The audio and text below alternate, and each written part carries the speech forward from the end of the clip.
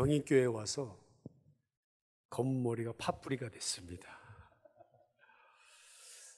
제가 초등학교를 다닐 때 학교에서 소풍을 간다 그러면 얼마나 설레는지 모릅니다.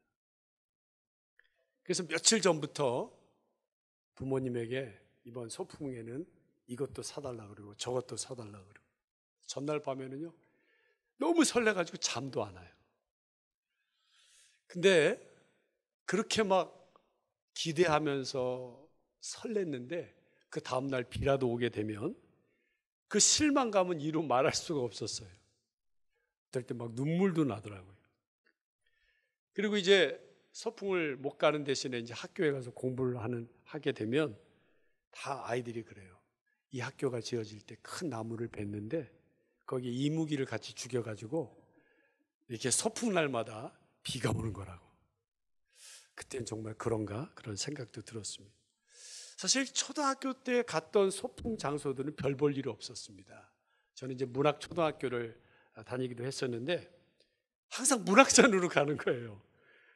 뭐 문학산에 볼 게 뭐가 있습니까? 옛날에 그 레이더 기지 있고 뜨거운 햇빛 아래에 그냥 땀을 뻘뻘 흘리면서 줄 지어가지고 이제 걸어서 문학산에 올라갑니다. 올라가서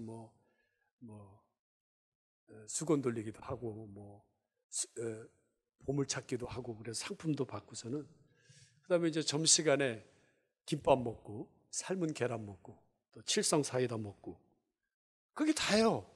거기 즐길 것도 없어요. 그런데도 왜 그렇게 소풍을 기다리는지 모릅니다.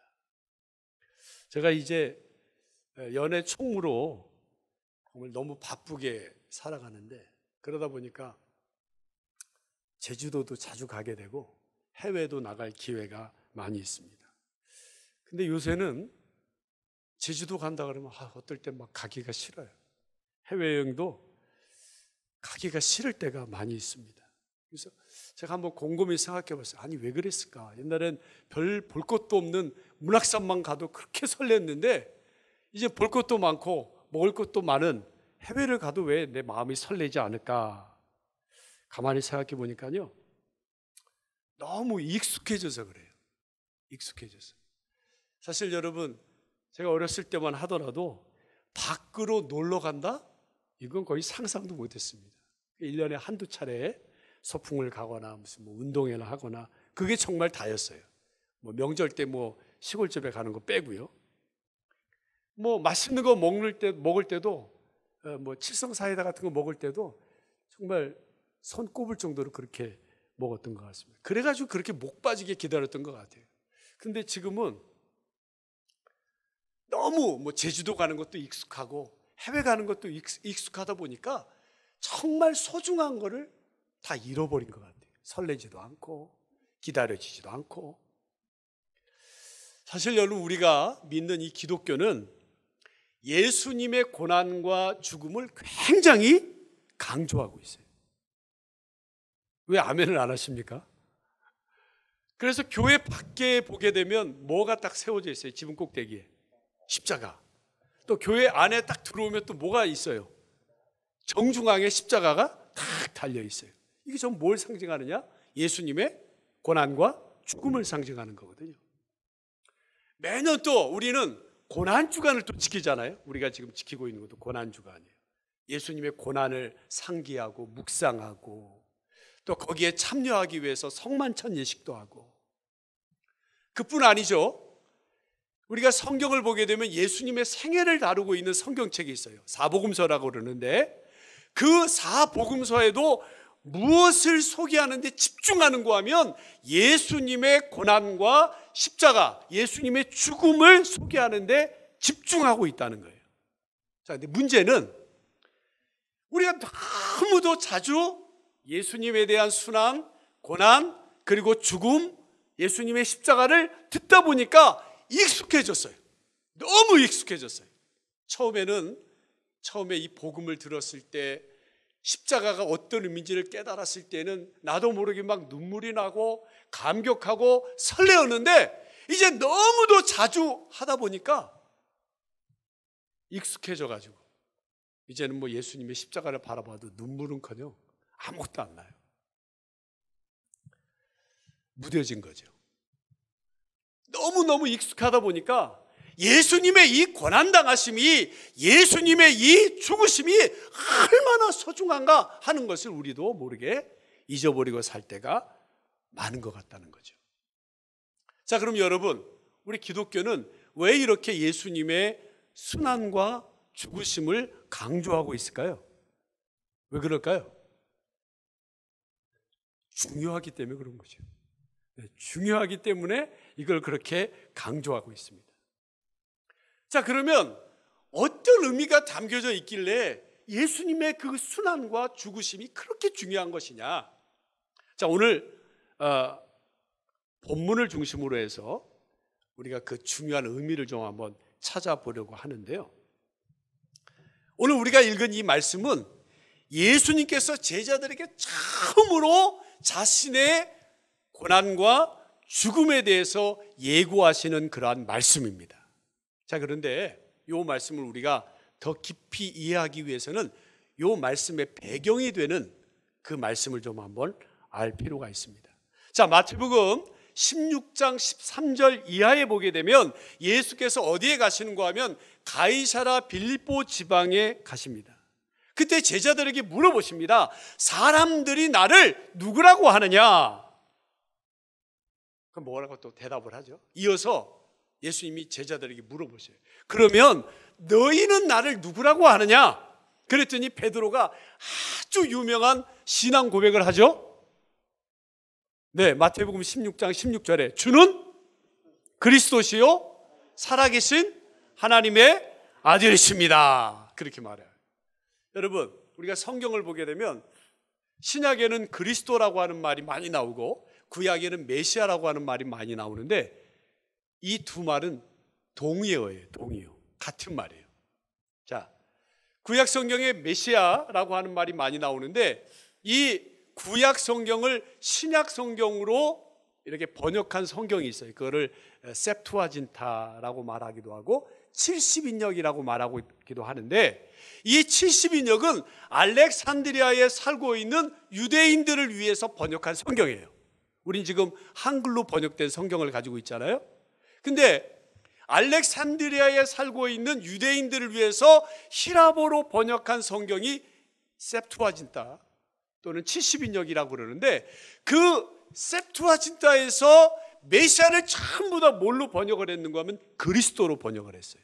그러니까 여러분들이 신약 성경을 보면서 그리스도라고 하는 말이 나오면 다 뭘로 이해해도 돼요? 메시아로 이해하면 됩니다. 그럼 이 메시아의 원래 뜻은 뭐냐? 기름 부음을 받은 자라고 하는 뜻이에요. 따라서요. 기름 부음을 받은 자. 기름 부음을 받은 자. 자, 구약 시대에 기름 부음을 받은 사람은 세 부류의 사람이 있어요. 첫째, 왕이 기름 부음 받았고요.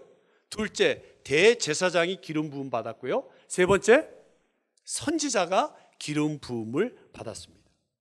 그러니까 지금 베드로가 주는 그리스도시요, 주는 메시아시요 라고 고백하는 것은 주는 왕 같은 분이십니다.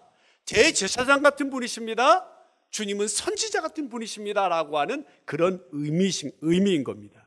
그런데요, 시간이 지나면서 이 메시아, 그리스도라고 하는 말이 특별한 의미를 지니게 되는데 그 특별한 의미는 뭐냐면 구원자라고 하는 의미를 갖게 됩니다. 그래서 여러분들이 메시아 혹은 그리스도를 무엇으로 이해해도 되는가 하면 구원자 이렇게 이해해도 된다는 얘기예요.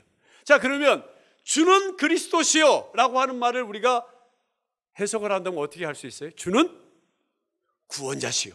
따라서요. 주는 구원자시요. 예, 주는 구원자시요. 하나님의 아들이십니다. 하나님의 아들이라고 하는 말은 하나님이란 얘기예요. 그러니까 베드로의 신앙 고백은 간단하게 말하면 예수님 당신은 구원자시요 하나님이십니다. 우리는 그걸 믿는 사람들이에요. 예수님이 우리의 유일한 구원자가 되시고 그 예수님은 하나님이시다라고 하는 것을 믿는 것이 우리 기독교입니다. 자, 그런데 당시에 이 유대 나라는 강대국의 지배를 많이 받았어요. 바벨론, 페르시아, 그리스, 로마. 그러다 보니까 이들은 구원자라고 생각하면 누구를 먼저 머리에 떠올리는가 하면 다윗 왕을 떠올리는 거예요. 유대 역사상 가장 강력한 왕이 다윗 왕이었거든요. 그때 아주 영토도 제일 넓었고 정치, 경제, 문화적으로 굉장히 융성했던 그러한 때였기 때문입니다. 그래서 그 당시에 유대인들은 메시아 그러면 전부 다 다윗 왕처럼 강력한 왕, 이런 사람을 생각하고 있었습니다.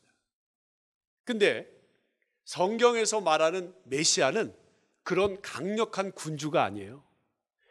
성경에서 말하는 메시아는 전부 다 고난받고 죽임당하는 그런 모습으로 나타납니다. 예수님은 자신이 메시아인 것을 알고 계셨어요. 그런데도 유대인들이 메시아를 잘못 이해하고 있었기에 베드로가 주는 메시아십니다 라고 고백했을 때 어떻게 해요? 아무에게도 이거를 알리지 마라, 그렇게 경고하셨던 겁니다. 자, 그럼 여러분, 예수님은 왜 이 베드로의 신앙 고백을 들은 다음에 자신의 고난과 죽음에 대해서 제자들에게 말씀하셨을까요? 그것은 참된 메시아란 다윗 왕처럼 군림하는 정치적인 왕, 군사적인 왕이 아니라 성경에 예언된 대로 고난받고 죽임을 당하는 그러한 분이다라고 하는 것을 알려주시기 위해서 자신이 처음으로 고난받고 죽으실 것을 알려주셨다라고 하는 거예요. 자, 그러면 아까 제가 말씀드린 대로 예수 그리스도의 고난과 죽음은 어떤 의미를 갖고 있는가 세 가지로 한번 살펴보도록 하겠습니다. 첫 번째, 예수님의 고난과 죽음은 우연히 어떻게 운이 나빠서 이루어진 일이 아니라 하나님의 말씀대로 이루어진 일이다라고 하는 거예요. 2000년 전에 예수님께서 고난당하시고 십자가에 죽으신 일은 예수님이 운이 없어서 그냥 그렇게 고난당하시고 죽으신 게 아니라 하나님 말씀대로 되어진 일이다라고 하는 거예요. 아멘. 여러분, 이 성경은 모든 예언들이 다 성취가 됐어요. 하나를 빼놓고 세상의 종말과 재림을 빼놓고는 전부 다 1.1획도 변함없이 성취가 된 줄로 믿으시기를 바랍니다. 여러분, 예수님은 왜 자신이 고난을 당하고 죽임을 당해야 한다고 그렇게 말씀하셨을까요? 그것은 구약의 선지자들을 통한 모든 예언들이 전부 무엇을 말하고 있는가 하면 메시아의 고난과 죽음을 예언하고 있기 때문에 그렇습니다. 구약에는 메시아 예언이 한 450개 정도 나오는데 이 메시아에 관한 예언들 가운데 대부분이 메시아의 고난과 죽음에 집중을 하고 있어요. 자, 우리가 아주 잘 아는 메시아 예언이 이사야 53장인데 이 이사야 53장 3절에서 6절은 예수님이 당하실 고난, 특별히 십자가의 고난에 대해서 아주 극적으로 묘사를 하고 있습니다. 궁금하시죠? 안 궁금하세요? 한번 읽어보겠습니다. 읽어보면서 확인을 한번 해보겠습니다. 읽습니다. 시작. 그는 멸시를 받아 사람들에게 버림을 받았으며 간고를 많이 겪었으며 질고를 아는 자라. 마치 사람들이 그에게서 얼굴을 가리는 것 같이 멸시를 당하였고 우리도 그를 귀히 여기지 아니하였도다. 그는 실로 우리의 질고를 지고 우리의 슬픔을 당하였거늘 우리는 생각하기를 그는 징벌을 받아 하나님께 맞으며 고난을 당한다 하였노라. 그가 찔림은 우리의 허물 때문이요 그가 상함은 우리의 죄악 때문이라. 그가 징계를 받음으로 우리는 나음을 누리고 그가 채찍에 맞음으로 우리는 나음을 받았도다. 우리는 다 양 같아서 그릇 행하여 각기 제 길로 갔거늘 여호와께서는 우리 모두의 죄악을 그에게 담당시키셨도다. 아멘. 이어지는 7절 9절에서는 예수님이 당할 고난을 아주 생생하게 묘사하고 이어지는 10절 11절에서는 여호와의 종이 왜 그토록 고난을 당하셔야 되는지를 설명해 주고 있어요. 궁금하시죠? 확인을 해보겠습니다. 자, 10절 11절 읽습니다. 시작.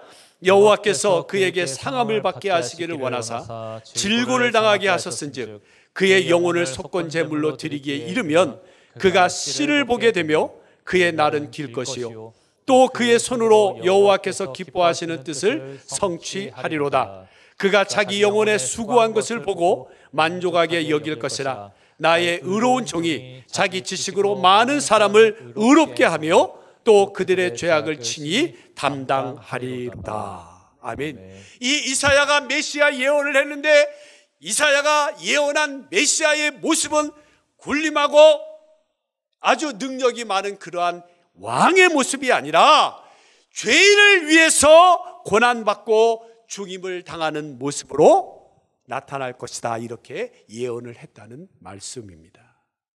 다윗도 메시아의 고난을 예언을 했는데 시편 22편 1절을 한번 같이 읽어보도록 하겠습니다. 시작. 내 하나님이여 내 하나님이여 어찌 나를 버리셨나이까. 어찌 나를 멀리하여 돕지 아니하시오며 내 신음소리를 듣지 아니하시나이까. 아멘. 이 말씀은 어떻게 성취가 됐는가 하면 복음서 기자들이 예수님이 십자가에서 네 번째 하신 말씀으로 이것이 입증이 되었다는 거예요. 여러분 잘 아시죠? 엘리 엘리 라마 사박단, 이 말씀이 바로 이 말씀입니다. 놀랍게도 다윗의 예언과 복음서 기자들의 증언이 일치합니다. 예수님은 손과 발에 찔림을 받으셨고 로마 군인들은 예수님의 겉옷을 나누고 속옷을 제비 뽑았고요. 그리고 모든 물과 피를 흘리신 예수님의 몸은 뼈를 셀 수 있을 정도로 그렇게 야위셨다는 거예요. 다윗이 예언한 그대로 성취가 되었다라고 하는 겁니다. 예수님은 그래서 베드로를 비롯한 자신의 모든 제자들이 자신을 그리스도로 생각하게 되자 참 메시아가 어떤 모습을 가지고 나타나게 되는지를 저들에게 알려주셨다라고 하는 거예요. 여기서 중요한 거, 예수님의 고난과 죽음은 우연히 이루어진 것도 아니요, 예수님이 운이 없어서 그렇게 붙잡혀 가시고 십자가에 달려 죽으신 것이 아니라 하나님의 말씀대로 이루어진 일이다라고 하는 거예요. 믿으시기 바랍니다. 그러므로 여러분, 우리가 이 성경 말씀을 진리로 삼고 우리 인생의 나침판으로 여겨야 될 줄로 믿으시길 바랍니다. 오늘날 우리 예수 믿는 사람들의 가장 큰 문제는 이 성경을 잘 안 믿으려고 그래요. 자꾸 자기 생각을 더 믿으려고 하고 자기 느낌을 더 믿으려고 그래요. 여러분, 느낌이나 자기 생각은 늘 변하기 쉬워요.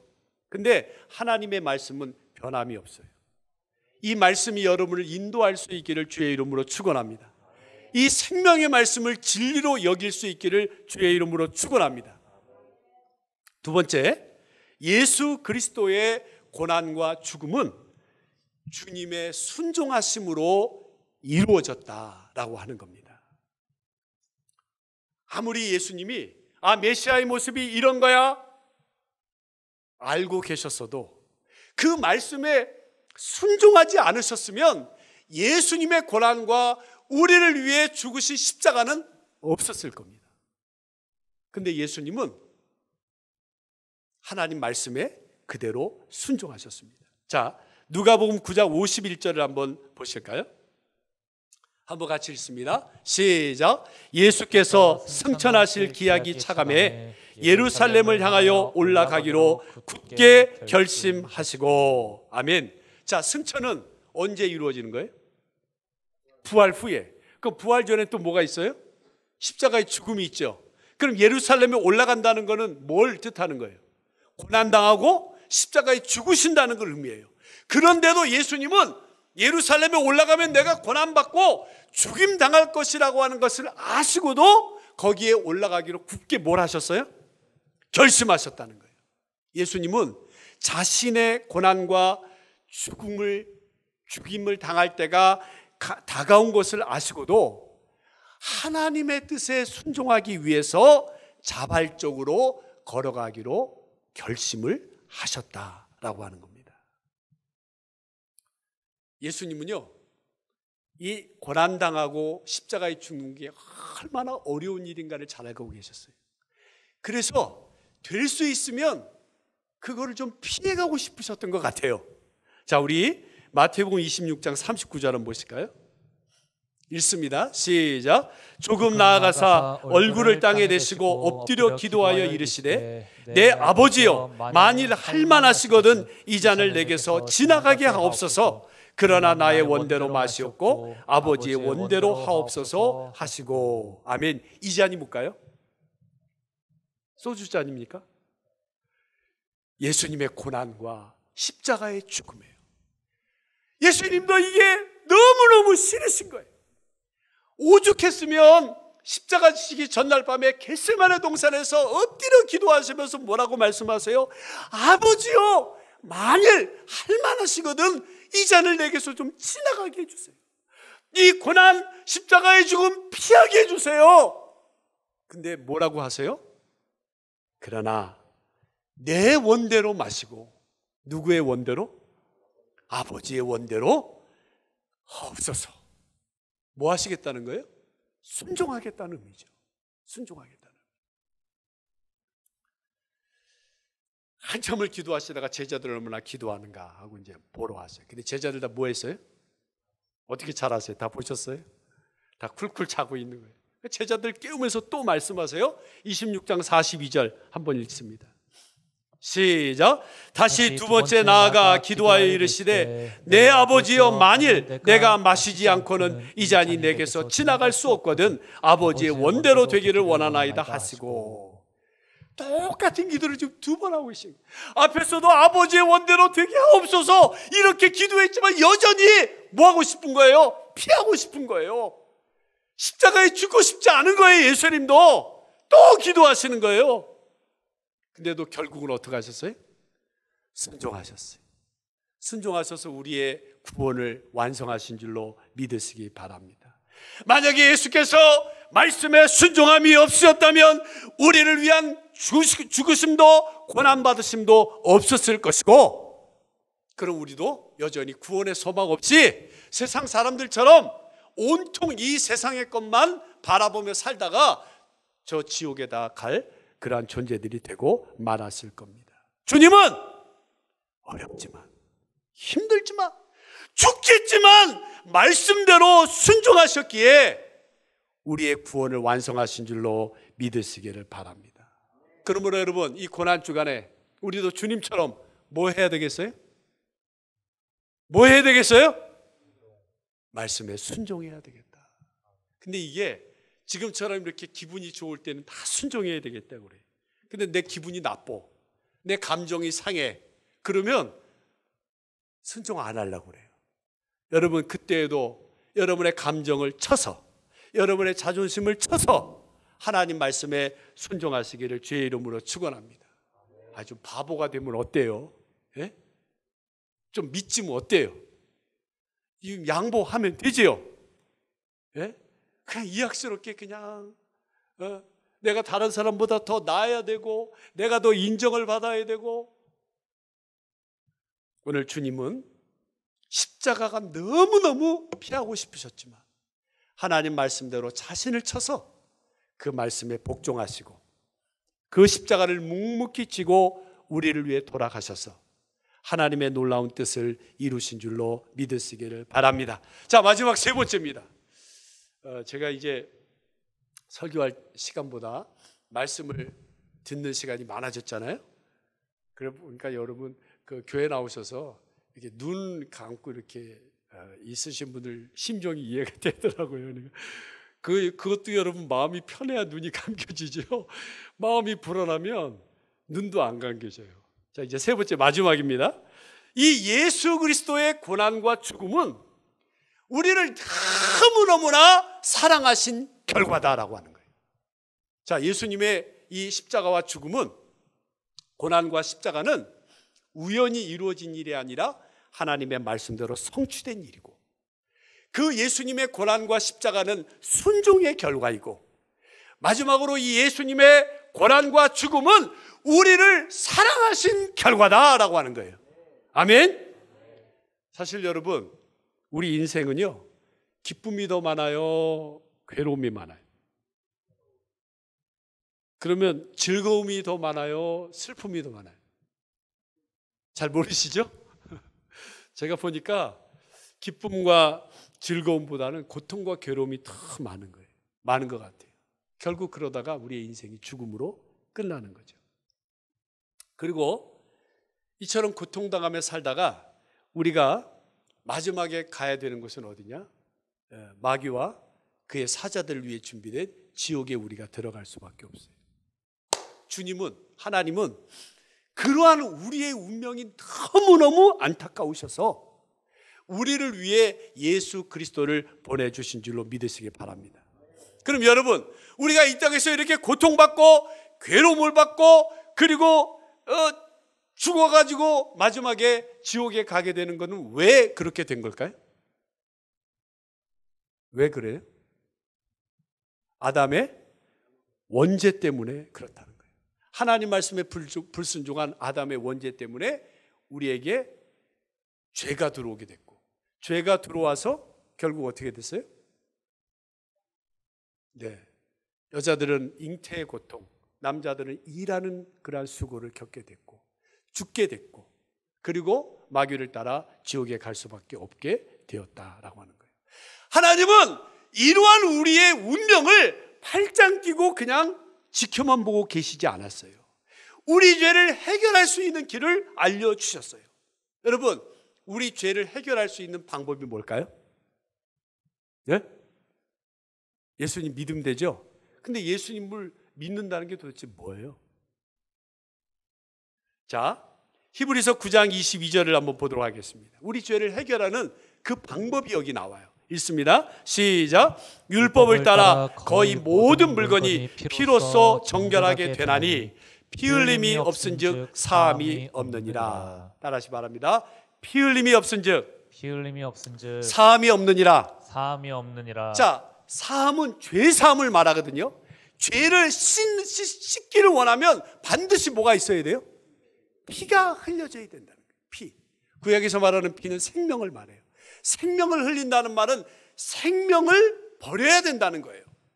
그래서 여러분, 하나님은 일찍이 우리가 죄를 속하는 방법을 알려주시기 위해서 구약에서는 뭐를 하라고 하셨는가 하면 제사를 드리라고 하셨어요. 제사도 물론 곡식으로 드리는 제사가 있고 포도주로 드리는 제사도 있지만 대부분의 제사는 다 동물 제사예요. 근데 이 동물로 제사를 드리기 위해서 반드시 해야 되는 게 있는데 그게 바로 뭐냐면 피 흘림이에요. 피 흘림. 제일 먼저 짐승을 가지고 가면 그 짐승의 머리에다가 모든 죄를 다 뒤집어 씌워요. 뒤집어 씌우고 그 다음에 멱을 따가지고 피를 받고 그 피를 뿌립니다. 그리고 나서 머리를 자르고 팔다리를 잘라가지고 그거를 해야 그게 제사가 되는 겁니다.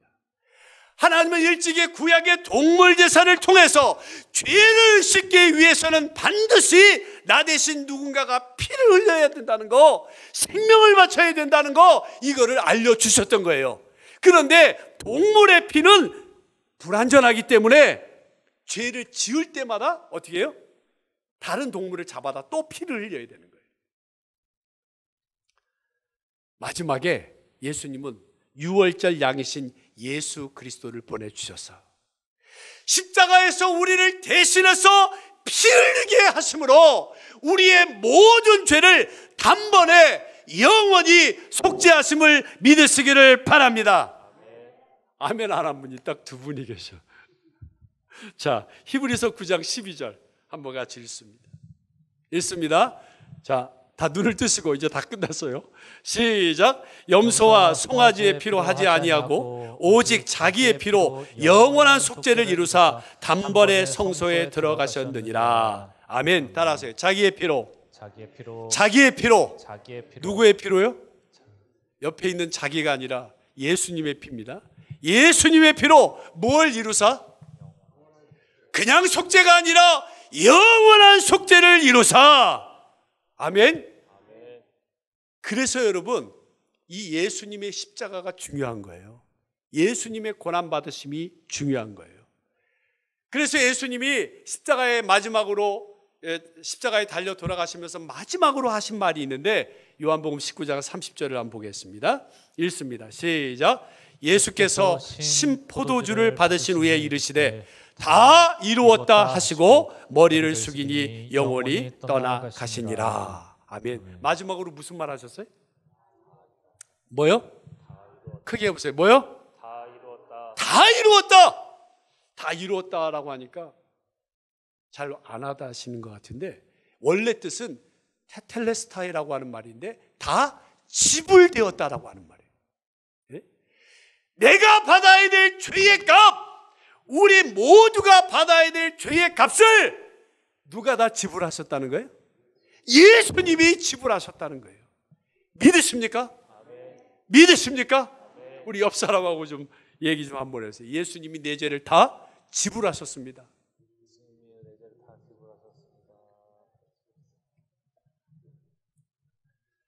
근데요, 이런 십자가를 요한복음 3장 16절은 이렇게 말하고 있습니다. 한번 같이 읽어보겠습니다. 시작. 하나님이 세상을 이처럼 사랑하사 독생자를 주셨으니 이는 그를 믿는 자마다 멸망하지 않고 영생을 얻게 하려 하심이라. 아멘. 독생자를 왜 주신 거예요?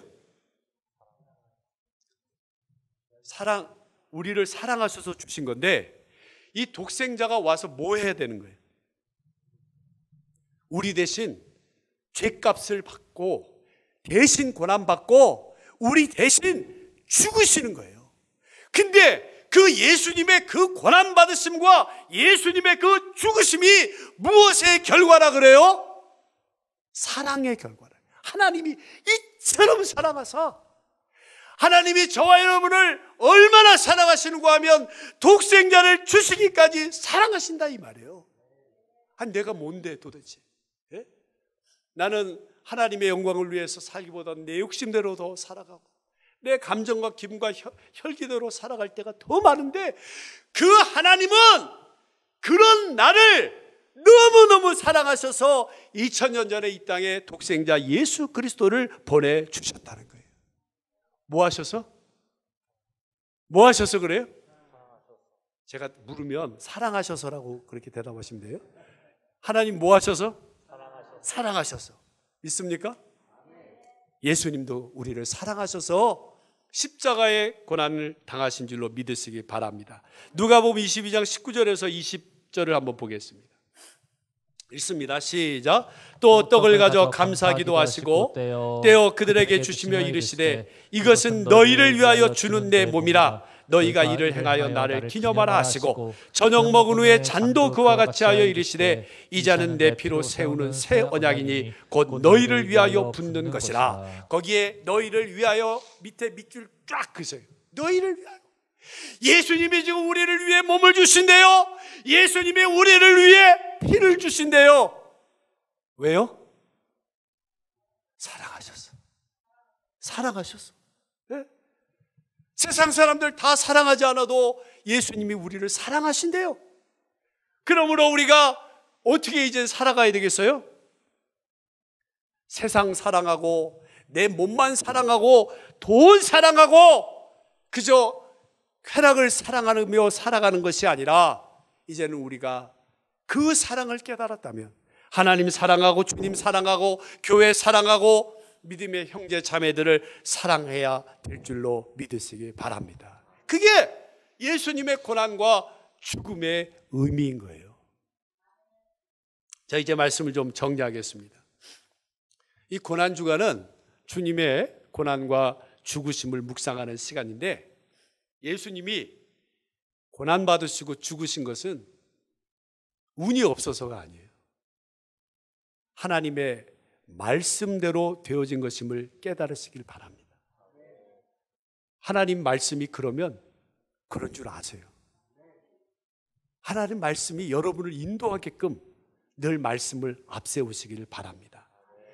우리 주님의 고난과 죽음은 예수님의 순종으로 이루어졌다는 걸 기억하고, 감정에 순종하지 마시고 하나님 말씀에 순종하시고, 늘 결단하며 살아가는 분들 되시기를 바랍니다.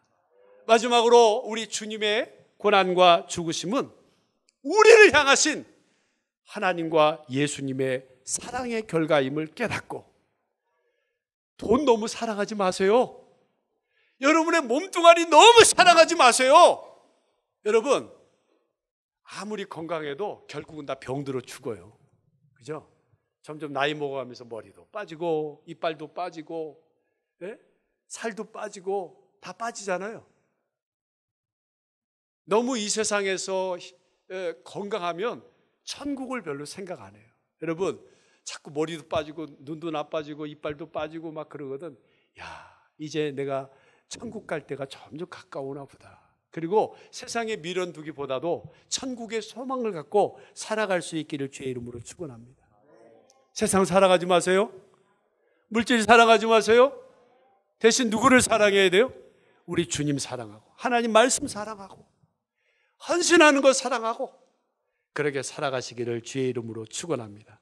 이제 고난주간도 얼마 남지 않았는데 이 고난주간에 예수님의 이 고난과 죽으심을 다시 한번 깊이 묵상하면서 은혜 받을 수 있기를 주의 이름으로 축원합니다. 그리고 날마다 자기를 부인하고 십자가 지시고 주님 가신 길을 따르는 복된 분들이 다 되시기를 주의 이름으로 축원합니다. 우리 같이 기도하겠습니다.